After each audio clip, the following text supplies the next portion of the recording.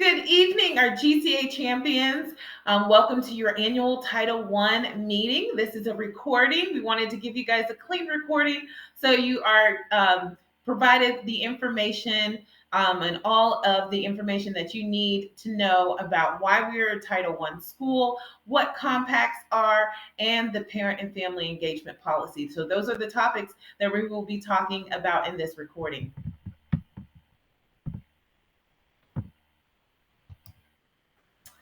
So, on today's agenda in the recording, we will welcome you from your family school partnership coordinator team. We have some engagement opportunities for you and your families to get engaged with the school culture and school activities we have here. What is Title I?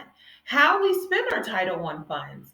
And the 22-23 district school goals are out, as well as the curriculum and assessments, GCA parent and family engagement policy in our GCA compacts.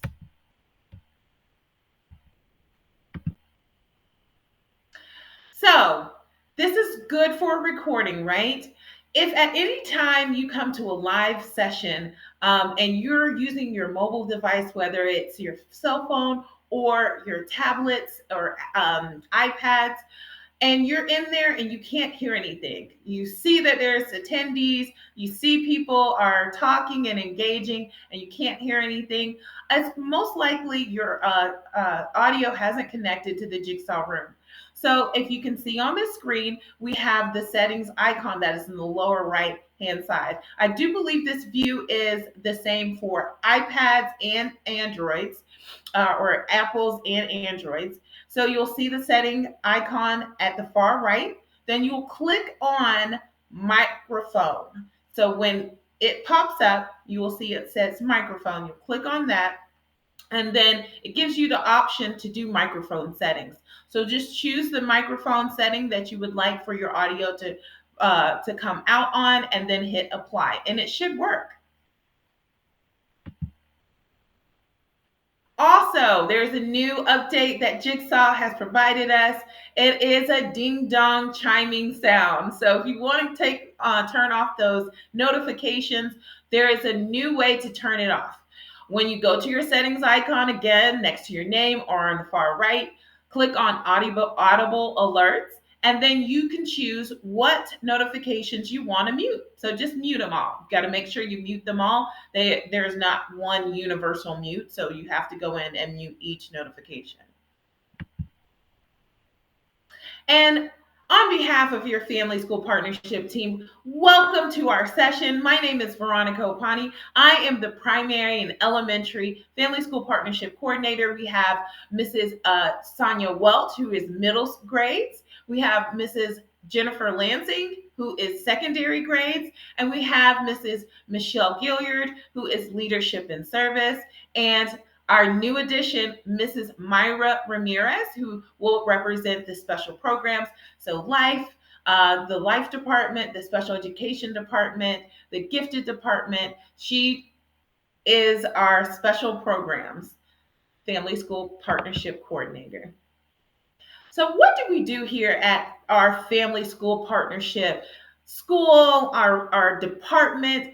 We understand that parent and family engagement is an ongoing process, and we know how important it is to strengthen those relationships, to build those relationships, because we notice that it increases your participation. You want to come to parent meetings or view recordings. It also increases communication and collaboration between us and you, the schools, the communities, the list goes on. And we're doing that in order to meet that whole child, your child's academic, and to ensure that we're meeting all their academic needs, to ensure that they are achieving and they're successful in their education. So a few ways how we serve you guys as we provide parent and student programs and meetings such as this, parent and student volunteer opportunities, and parent and student leadership opportunities. We also recognize the value of you all as our parents and our families, and We want to make sure that we are properly communicating, that we are equal partners in this journey. We also provide our school and parent compacts that we will be sharing with you guys later on in this session, as well as the parent and family engagement policy to families, that we are trying to modify it every year to make it family friendly, so you are feeling connected with the school and connected on any commitments and expectations that you are expecting of the school, and as well as us expecting of our families and our students. Provide resources and communication to all families, including our English learner students and limited proficient families. Now, we will be sharing a ton of links in the newsletter SMORE that you will be receiving in the next couple of days. In that SMORE, you will see the Title I guide. It is everything Title I as far as what our school provides and how we support our Title I efforts for your student and all students. The 22-23 GCA School Compact Agreement will also be listed in this Title I guide, and the agreement form. We would like for you all to fill it out, understand what you're committing to as far as your commitment to your student, our commitment to your student, and our students' commitment to their education. So here are some community opportunities. We are having Community Day October 19th. We hope to see you there. You guys I know you guys want to get out and see other fellow champions, whether it's staff members and or family.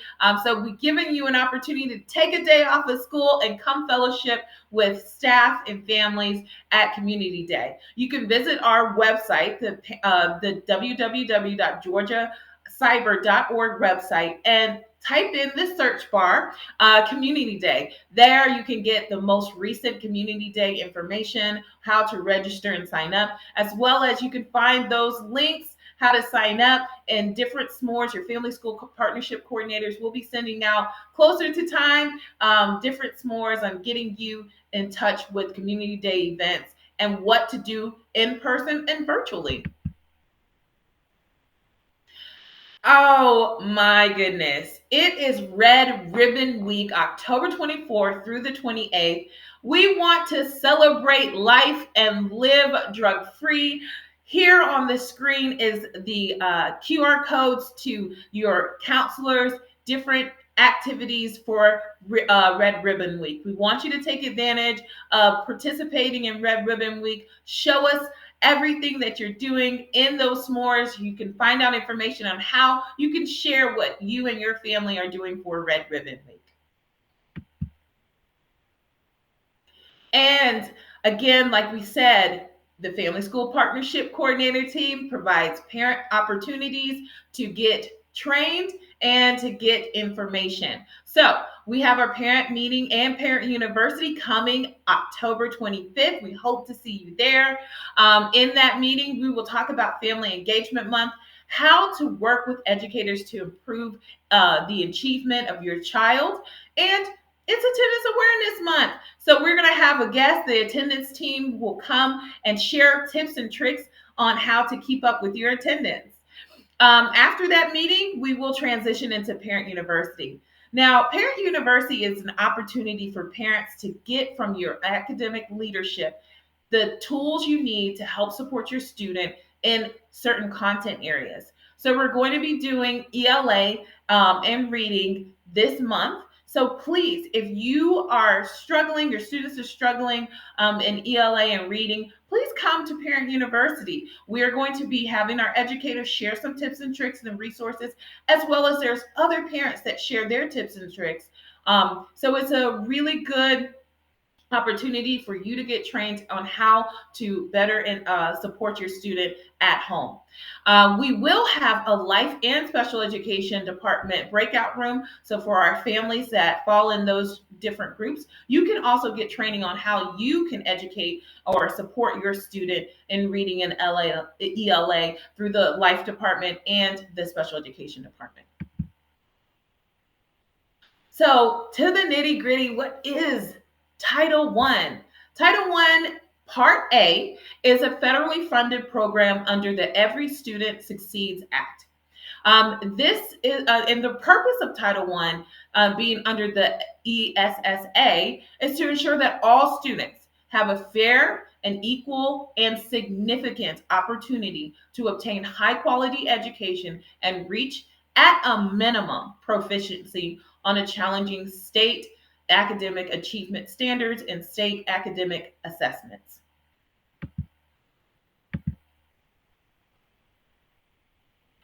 What is the purpose of a school-wide Title I program?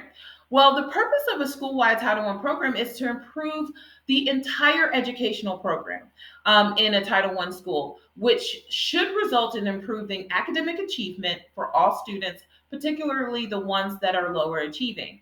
The goal for such of a program is to assist the lowest achieving students to demonstrate proficiency on an academic achievement level. Who is eligible for these Title I services in a school-wide Title I program? All students.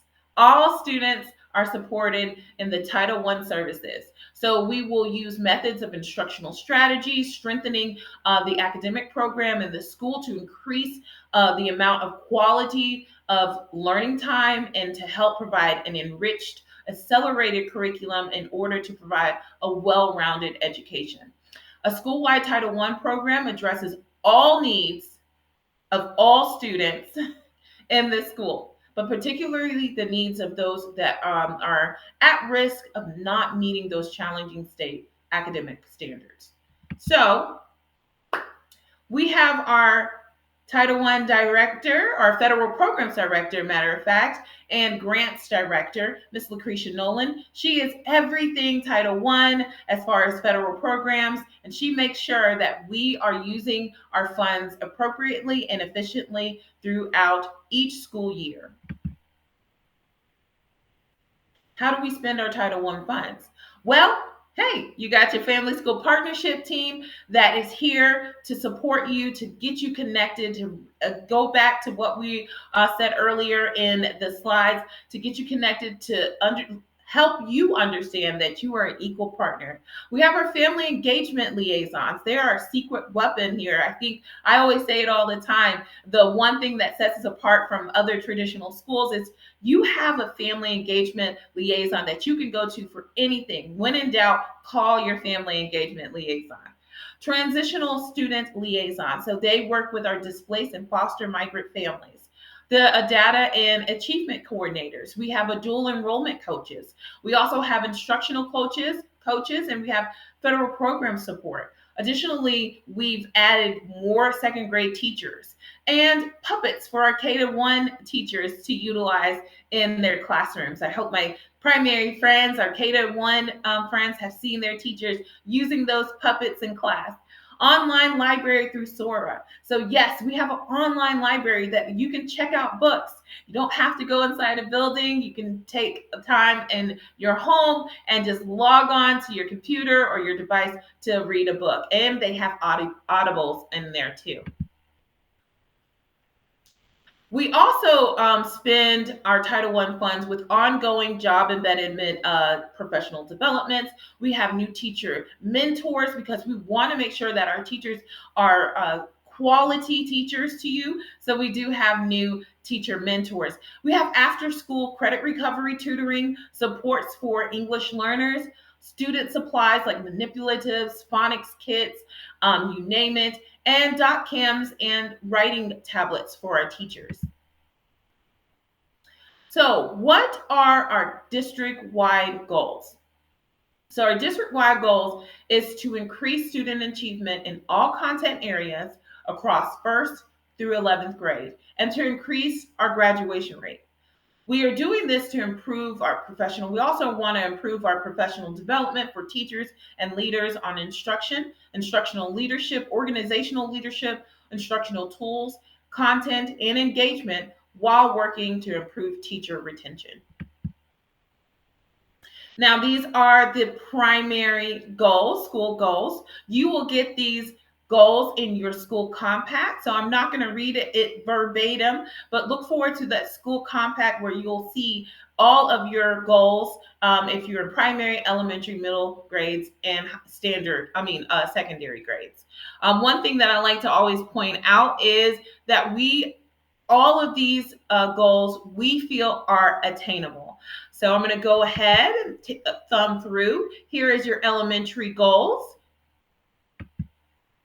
your middle grades goals, and your secondary grades goals.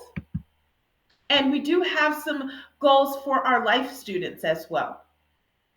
Again, all of these goals, you can have a chance for you and your student to look at these goals, really understand what your teachers are really looking for the school year through reading your school compact. And Miss Michelle is going to be discussing that later on in this session. Welcome, welcome. Thank you very much, Miss Veronica Opani. Appreciated that first portion of our presentation for this evening. So, one of the questions as a family school partnership coordinator that I frequently receive is, what curriculum does the GCA use? We definitely hear that a lot from our new families, but even with some of our existing families. So, what we've given you in this presentation is a link that goes directly to our GCA website that breaks down all the different applications, all the supplemental materials, all the electives. When we're talking about our secondary grades, our electives and our courses available for each grade band. So if you click on the primary, elementary, middle, or secondary grades, you can see our full curriculum for each year, and that's updated yearly based on the different programs we use. For state assessments, and we're talking about the different type of state assessments that we are required to do as an online public charter school. We have GKids, which is available for our kindergarten. We have Georgia Milestones. Everybody knows Georgia Milestones, regardless to whether you're new to GCA or not. It's been called Georgia Milestones for a couple of years now. Remember, that's comprehensive summative assessments. And I forgot, for GKids, that's ongoing year-long portfolio assessments that they do for our kindergartners. The Georgia Alternative Assessment, that's done for our third through eighth and 11th grade. That's our portfolio type of assessment for students that have significant cognitive disabilities. And then, of course, we have access for our English language learners. That goes for our kindergarten through 12th graders. And that tests for their language proficiency to measure their English learners' social and academic proficiency in English. I said academic. All right, our GCA assessments, those are specific to our school. Again, other brick and mortar schools do some of these as well. They may call them something different. Of course, we have MAP. You guys know what MAP is. It measures what your students knows regardless to their grade level. So it measures growth over time. We do MAP 3 times a year. We have our interim assessments. Those are going to be measuring your student learning progress as they progress from semester to semester, those interim assessments that are happening.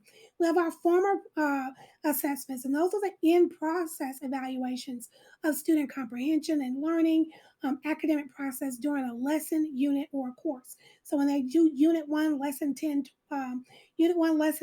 test, that's what that form of assessment would look like.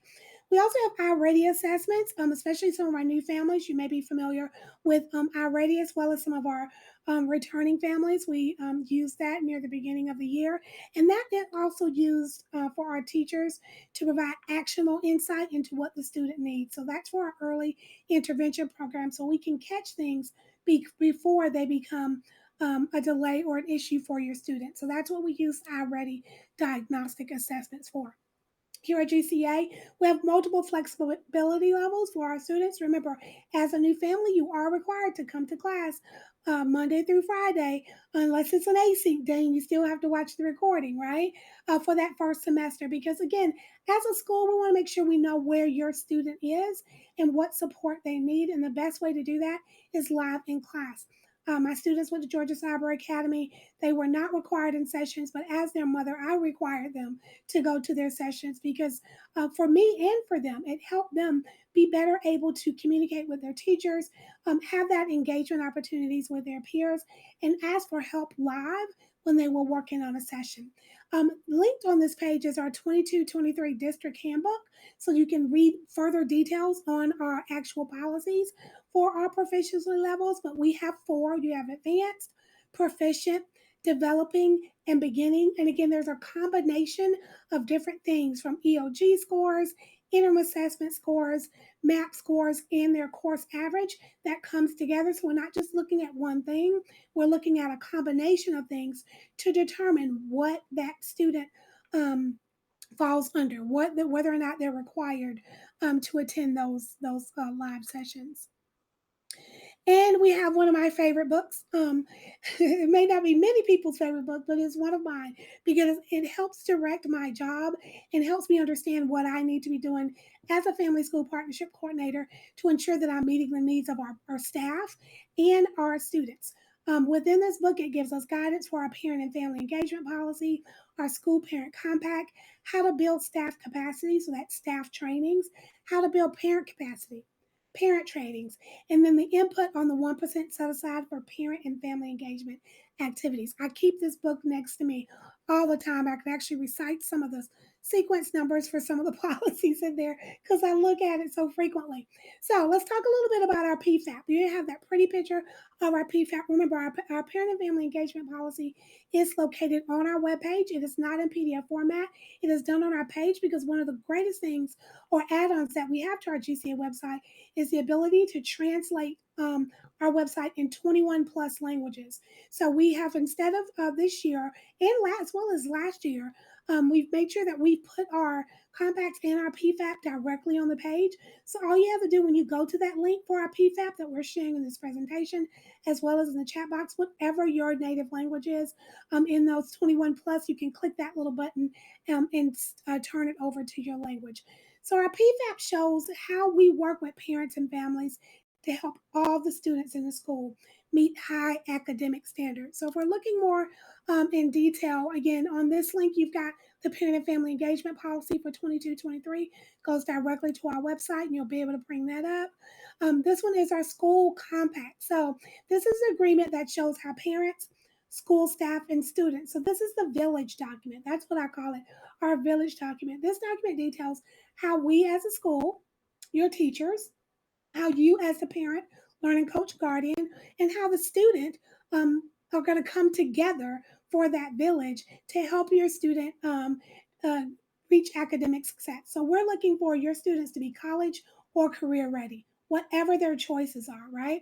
Whatever your student decides they need to do when they graduate, we want to make sure they're ready. And through this school compacts, we're building and scaffolding knowledge and supports for your students to help them get there. On our next one, again, we've got the link that takes you to our GCA website. It's going to take you to our live compact, our primary compact, elementary, middle, secondary, as well as our school parent compact agreement. Remember that school compact parent agreement is open until October the 31st at midnight. So you have plenty of time, got over 2 weeks to go through and review those compacts and sign off that you have received that documentation from us as a school, and fill out that compact agreement. Again, that's located on this slide, which is in your group notes, as well as the main chat.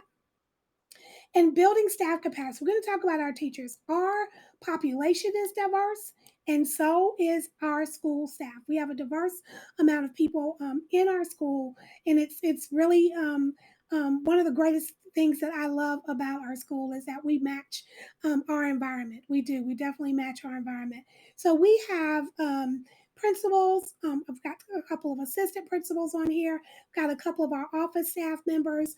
We've got some representation from our special education department, our curriculum and instruction, our attendance. So we try to make sure this mash of people that we're even showing you. And also remember, every time you see a picture on one of our presentations from the Family School Partnership Coordinator, it is our school. We use our own photo stockpiles for our presentations because we want you to see you. So please keep that in mind as well. But our staff capacity engagement trainings include the value and utility of contributions of parents. We work with them to make sure they understand how to reach out to you and communicate with you as an equal partner in their students' education. We how to implement and coordinate parent programs, as well as how to build ties between parents and schools. So those are four of the specific trainings that we as Family School Partnership coordinators provide to our teaching staff throughout the year, because that helps them work better with you and help us collaborate better together.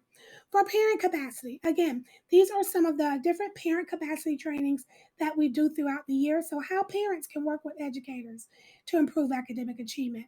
The challenging state academic standards. Those are usually our MAP sessions that we do that'll be coming up mid year. We've got our state and local assessments. That's that milestone parent meeting that you hear about. How to help your student with math, English, language arts, science, and social studies. Those are the parent meeting, parent universities. So remember, we have that parent meeting where we're discussing things like parent volunteer opportunities or whatever the newest thing is that's going on within the school. And then we go into the breakout rooms for parent universities with our Georgia certified teachers that are going over different ways to help your student with those activities. We have navigating Canvas, Clever, Jigsaw, Infinite Campus, and Internet Safety. Those are some of the meetings that we do. That copyright and piracy training session that our Miss Sonia Welch gave earlier this year. Navigating online milestone testing platform. We also have that session to help you get prepared to go in and do your milestone testing. Always remember that all of our parent meetings, as well as the recordings, can be accessed from our parent calendar. If you want to go back in time and look at that copyright piracy training session that Miss Sonia Welch did earlier in the year, please go back and do that. There's some great tips on there for both you and your student when they're going through and writing papers, or they're doing PowerPoints or Google Slide presentations and they want to use pictures. They need to make sure that they're doing proper referencing. That is one of the things that she went over, how to find open source pictures for your students. So please take an opportunity to go back and watch that recording to help your student. Parent involvement funds. So we provide professional development for school staff, parents, and family members. We support programs that reach parents and family members in the community and our school, and we collaborate with community based or other organizations or employees for a record of success in improving and increasing parent and family engagement. If any of you guys know Miss Tonette has many community partners that provides many great opportunities for our students. Majority of them are free. She's always building relationships to make sure that is happening for our students, and we do that with all our service and leadership clubs. Again, trying to make sure that we provide those opportunities with different employers and organizations all over the state through our work-based learning program. Engaging in other activities and strategies that district determines are appropriate and consistent with such agencies' parent family engagement policy. So again, we're always making sure we're following the rules and guidelines provided for Title I funds. That is something that we do every day. We review it and then we re-review it to make sure that it's being done properly. Parents have a right to be involved in your students' education. You know that. We know that. We need that. And the way we do that is by providing frequent two-way communications with you about what's going on in school. So we may email you, we may send a telephone call, we may send a text message. Some of you to come into the Title I meeting, or all of you actually, because we send it to the whole school, receive the text message about the reminder for the annual Title I meeting. We usually send those out a few minutes before it's ready to start to make sure we can get you in here and get you that information. We also offer so many different types of academic supports in our graduation coaches, our instructional support services, and for that general support, your family engagement liaison. As Ms. Veronica mentioned earlier, they are our ace in the hole. There is no one else at any other school like them. We are the only school that has that model. Our counseling department, which is second to none on any day of the week. They are always out there finding new ways and new opportunities for all of our students. And our Student Help Center, if you have not used our GCA Student Help Center, please take an opportunity to go and take a look at that page.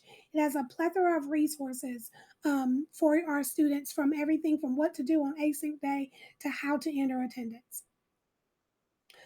What opportunities does GCA provide for family engagement? There are a lot. For specifically for our parent engagement opportunities, we have our parent meetings and parent universities. We are able to come in, especially during the parent university portion, and talk to your teachers. ask them questions about different content that they're speaking on for that evening. Our Learning Coach Live help sessions that we through the month of October. I think the last one is around October the 19th of this year. So we still even have those going on, even though school started a couple of months ago, just in case a parent needs help.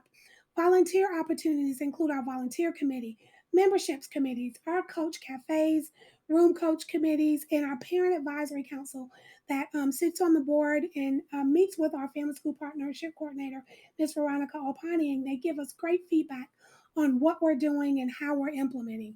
And then you also have decision making opportunities on our GCA PTSO executive board, who actually has openings right now, and they are looking for people to come and sit on that board. Of course, our Parent Advisory Council, which right now is closed but opens up every year for new families.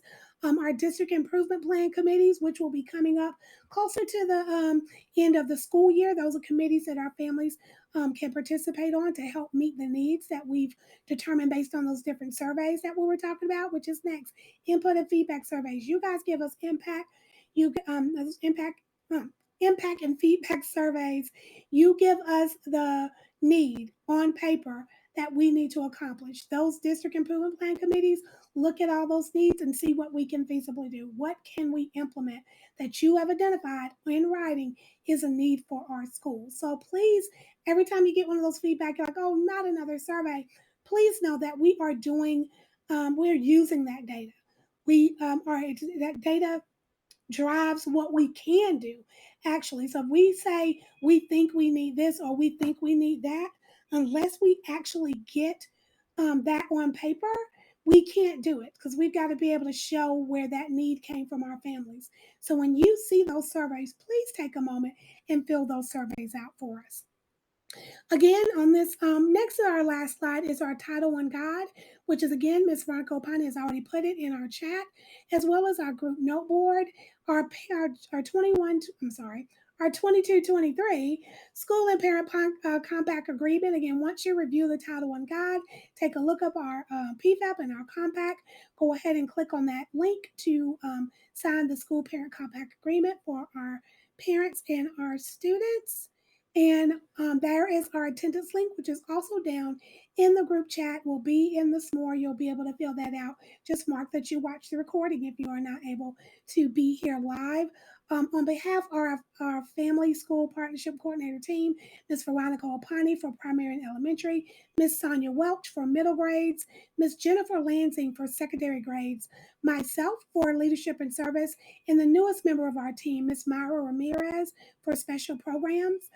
We want to say thank you and we appreciate you taking the time to come and listen to our annual Title One meeting for this year. Have a great night.